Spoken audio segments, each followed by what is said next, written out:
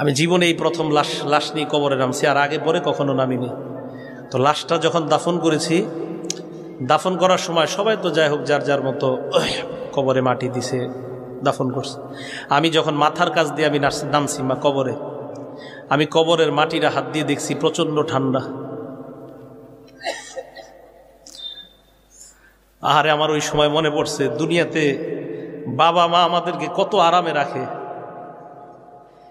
আপনারা এখানে যারা শীতের কাপড় পরে বসে আছেন, আপনার বাবা আপনার মা আপনার শীতের অবস্থায় কোনোদিন দেখতে চায় না।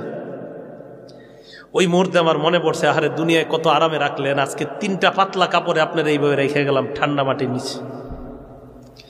ঠিক আমি আপনি প্রত্যেকে, আমি আপনি মারা গেলে এই এলাকাবাসী আজকে আমাদের সামনে তারাই আমাকে আপনাকে রেখে আসবে। এটাই চূড়ান্ত বাস্তবতা, এটাই সত্য। নবীজি বলেন, ইমানদারের আত্মা নিয়ে রওনা করছে।